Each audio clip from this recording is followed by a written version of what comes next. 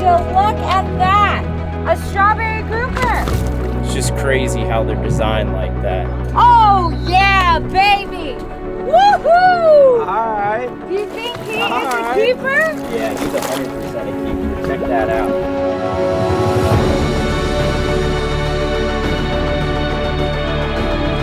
Beautiful. Good morning.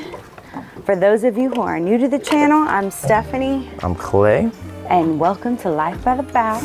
And if you've been following us, you notice that we are in a new location. New dock. New dock. We decided to drive 100 miles south. Bring the 39 down here to Key West. And there's a pretty good reason for that. Yeah. And you guys are gonna see why this morning. Number one, Key West is awesome. We love the city, we love the food down here. If you guys are into bars, there's tons of bars, a lot to do down here. Yeah. But the reason why we like it so much is for the boating and the fishing. First things first, the fishing is similar back home. We live in the Upper Keys, and right now we are at the southernmost point of the Florida Keys. And we're gonna be going even further. We're gonna be going about 20, 30 miles down off the Marquesa Keys. And we're gonna try some grouper fishing. Back home when we bottom fish, we typically catch a lot of mutton snapper. Here it's all about grouper for us. And then afterwards, we're gonna put ourselves on kind of like a little mission. The reason why is because we're in a really big boat, and the water in the Key West backcountry gets very, very skinny, sometimes a foot or less. So we're gonna put ourselves up to the challenge to get this boat back up into some really cool places. But with that, we have to navigate some really sketchy waterways. So today could get really interesting, but I'm excited. New place, new species, and just ultimately something new to do. So I'm gonna take you guys with us. Hopefully we don't end up high and dry.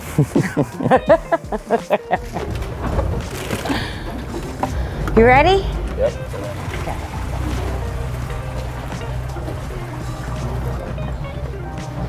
Mira las casas, qué bonita está.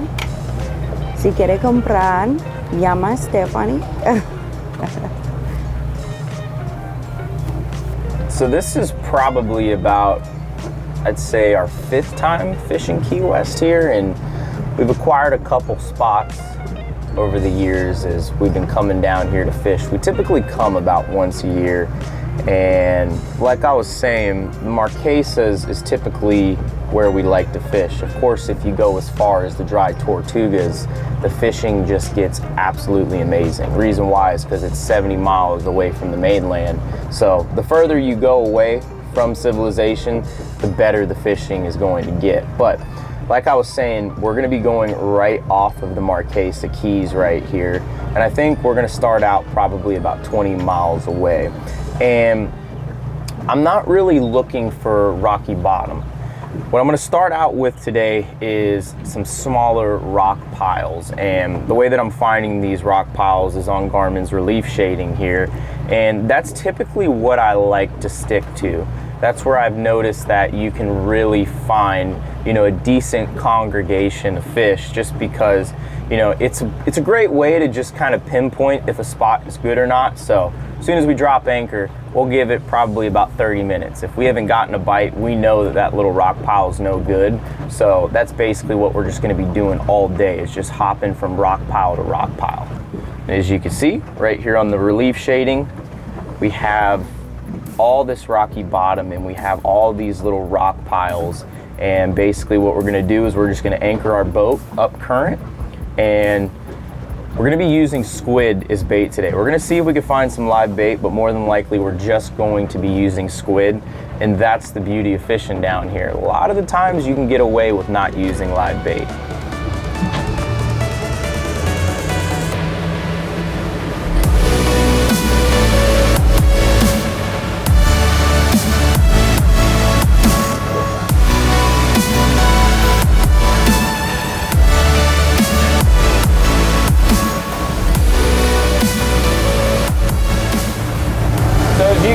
See right here, we have the Marquesa Keys, and there's actually 2 ways to travel to where we're going.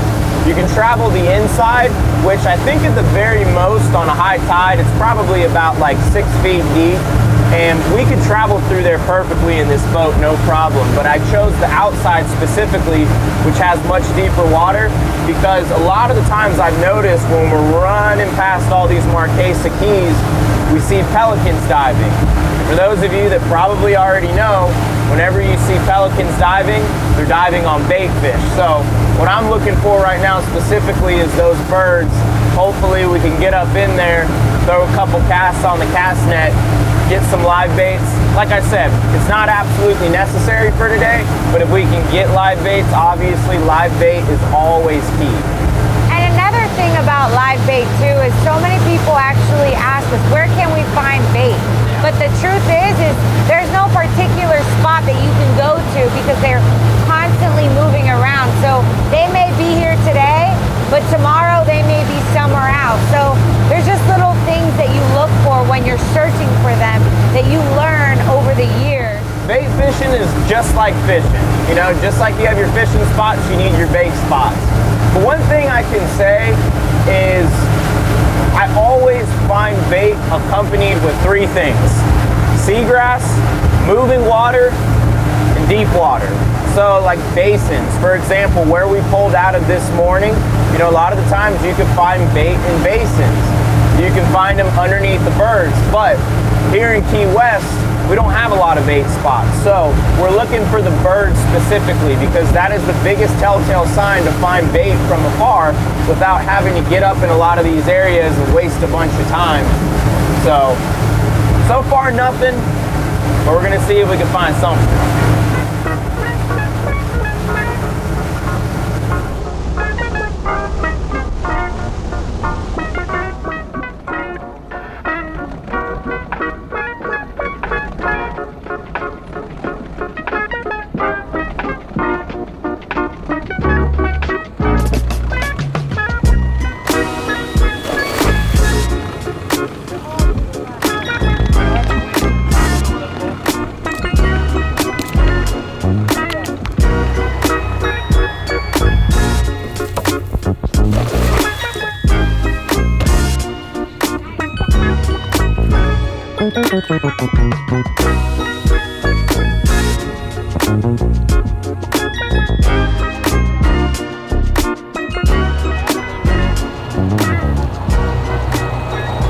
Not the biggest baits in the world, but those are some nice little chummers for hopefully some big yellowtails.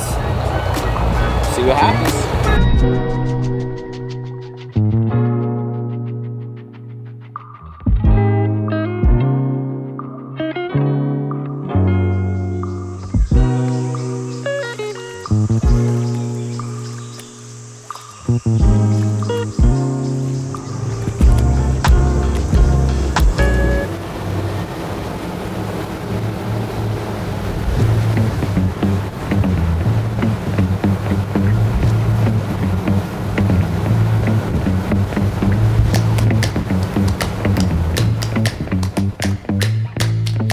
All right, so we just made it to our first spot. There's a couple things I want to go over before we actually get to fishing, but these right here are our 2 tools of success out here. On the right side, we have our sonar, and on the left side, we have our chart. And right here, we got the muscle. You better live up to it. If you're gonna talk a big talk, you gotta walk a big walk. But right now, I'm setting her up, hopefully, for that big talk. But got our sonar here. Looks like we have some yellowtails, hopefully some groupers and snappers here on the bottom. We actually drifted over where I want to fish. But right here, what brought us here is all this rocky bottom. I found it here on the relief shading, never fished here before. Today is all about finding new spots, and as you can see, there's just all these little rock piles, coral heads, and that's what we're going to be fishing. Rather than pulling up and throwing my anchor, what I did is I shut down and I let the boat just drift. Now that we drifted for a little ways, I figured out which general direction that current's going. Now what I'm gonna do is I'm gonna go up current, so that way once I throw my anchor, I know exactly where the boat's going to set up. But everything looks really, really good. I like what's going on here, so I have a feeling it's gonna be a good day.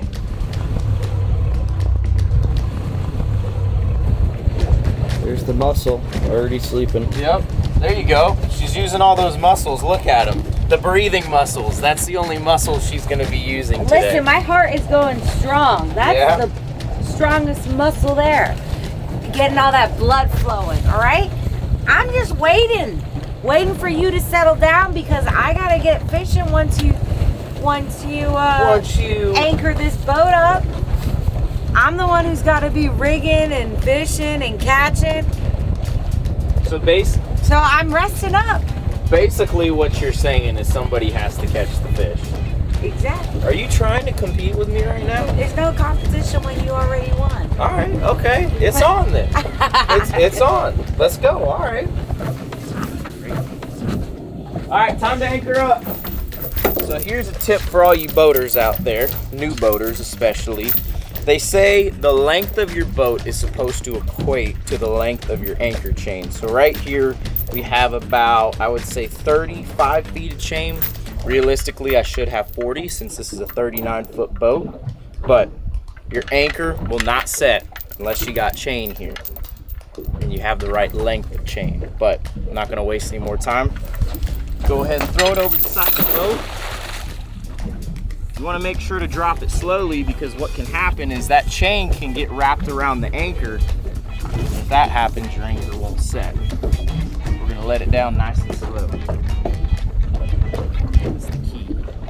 Another thing is you want to make sure you get another chain to wrap around your husband's ankles and just put a ball on the end. When you got something good, you gotta hang on to it. She's gotta chain me down. I don't need a chain. Tell us what you did, Stephanie. So pretty much it was really early when I was rigging this rod and my brain wasn't working. It takes me till about noon for it to pick up, and I decided to put the weight right next to the reel.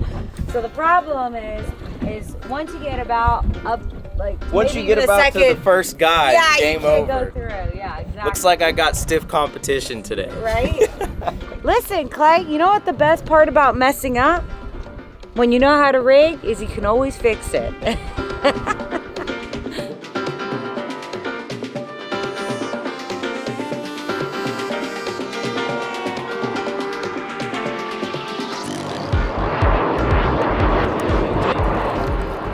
Got him. Got a fish? Lane snapper. Well, so far, Stephanie's losing. I said quality, not quantity. It doesn't matter. I've still caught a fish and you haven't caught anything. It's a yellowtail. Look at that. Let's drop this guy in. Clay, one-on-one. Oh, he's on. This thing ate a whole squid, man. I think it's time to move. I bumped him a while ago. Yeah. Once you start catching grunts, game over.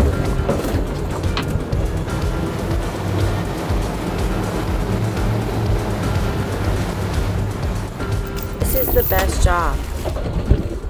Watching Clay throw the anchor. I'm usually the one actually throwing the anchor, but he's giving me a break today, so I'm not gonna remind him that I can do it. Sit back and watch him do it. And he's doing a darn good job doing it. Are we on the spot? Getting there.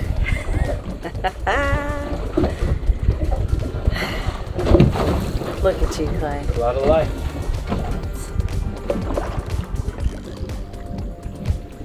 Oh, got something. Oh, would you look at that? A strawberry grouper. What? Oh my gosh, look at those teeth. Look at those teeth. It's crazy to think how big this little guy's mouth is compared to his body.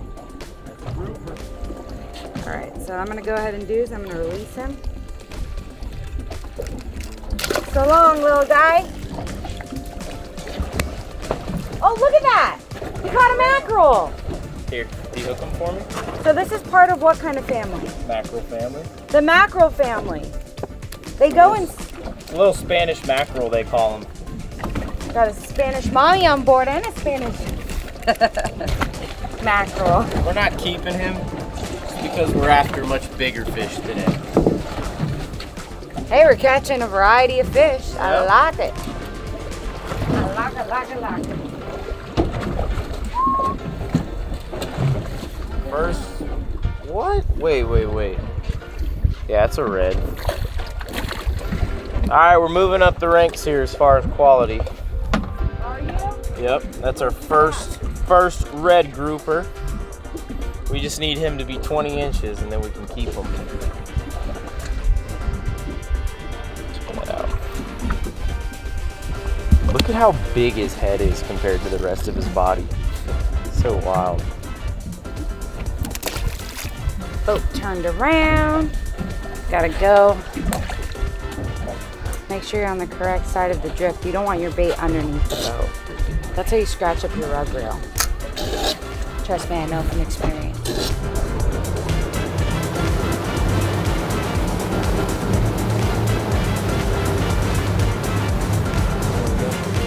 I got a good feeling about this. I want to be 100% honest with you. This is about our 5th spot today. Every single time I fish Key West, I've always fished the Atlantic side. Decided to try something new. See how Finding a this. good fishing spot is like finding a good woman or man. You gotta keep hopping place to place till you find just the right one. That sounds really bad, actually.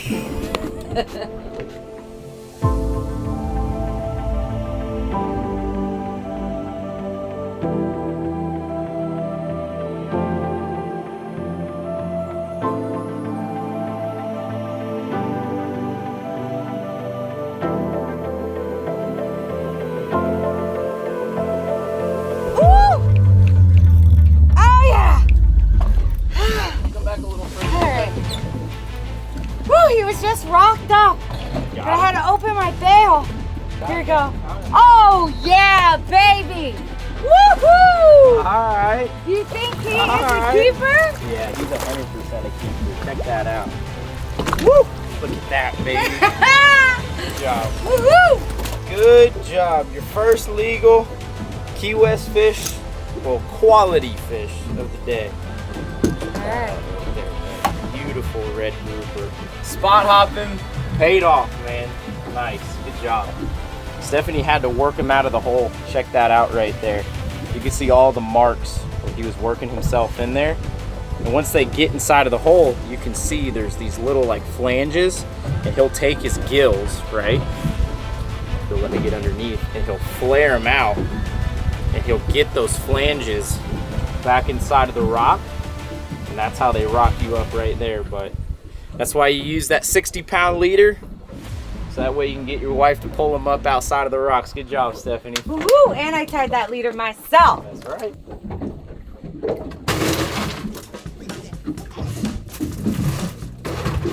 It's a small grouper. Not as big as yours. Go ahead, say it. Did you hear that, guys? Not as big as mine. A grouper fight is very distinct, though. Yeah. You know it. You know it when it's a grouper. See you later. What is that? Wow! That's a massive Massive lane lane. snapper. Holy What? moly. Look at the size of that thing. I thought it was a grouper. I've never seen a lane that big before. Oh wow! Look how. Came out right there. So. That. He's spitting up all kinds of like blue crabs and stuff too. Ooh, you got a cuda. You got a cuda on. The shark's gonna eat him. I hope so. He will. That'd be Why? so cool if the shark eat a cuda. You'll see it. Yeah, they use it, but he's like the bigger one. Keep that rod tip up. Come on, shark. I saw something on Instagram pretty recently, some guy grabbing a cuda just like this. And then he stuck his finger in the fish's mouth. Pretty sure it was an accident. I hope it was an accident. Did he get bit? Took a big old slice. Grab his finger. Check that out. By no means our favorite fish to eat, but it sure is a lot of fun to catch. And what's so interesting about a barracuda, I don't know if a lot of you guys have ever noticed, but if you see on his bottom, I guess you could say on the bottom of his jaw, he has one single tooth right in the middle of his mouth. He doesn't have two, but just one single tooth. It's just crazy how they're designed like that. All right, here we go. Torpedo. Here it goes.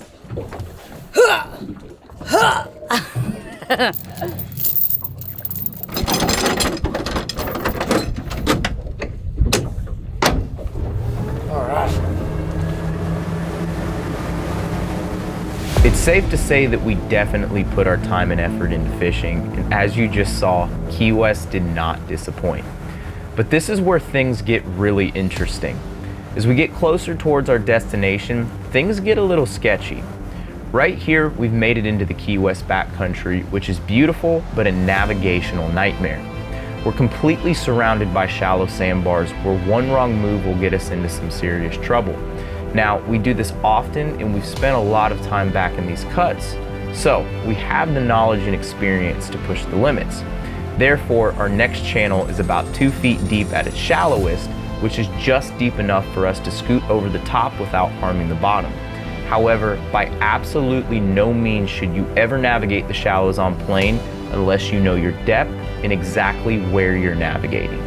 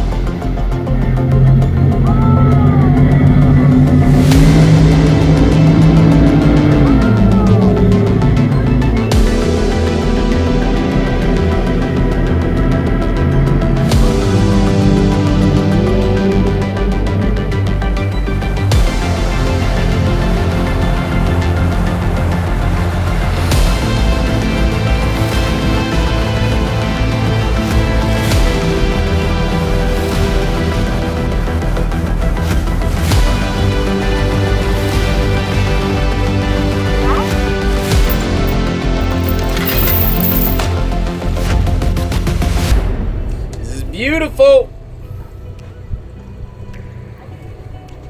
I'll tell you what, it was not easy getting back here, man. Just caught. It's a nice little beach here. There's like a little mangrove tunnel up inside of here. And then right back there we have some really white sugar sand. We're gonna hop in, do a little exploring. Find me where the water meets the sand. It's like a little Hammock. it's like a fishnet hammock.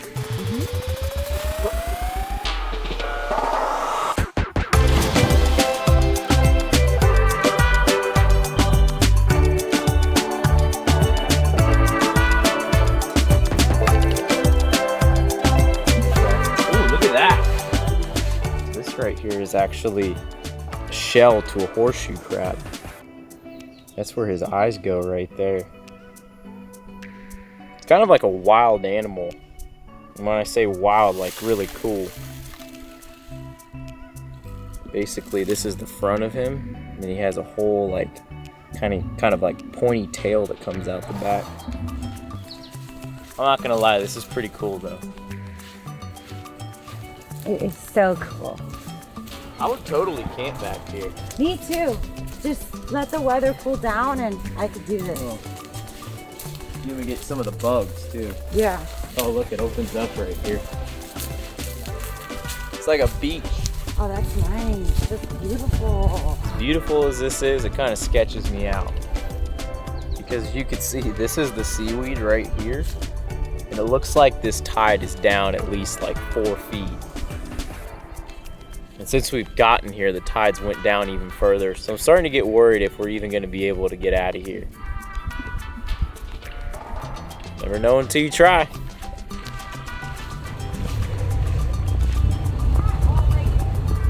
What's that? Straight?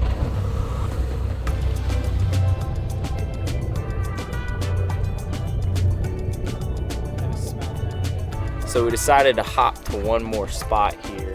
This is kind of like the grand finale here, I like to call it, in Key West, just because there's just stretches of white sand here. Right over there is Marvin Key, and there's all these little tiny channels that funnel in back here, and just being tucked back in the islands, in my opinion, is just the coolest thing.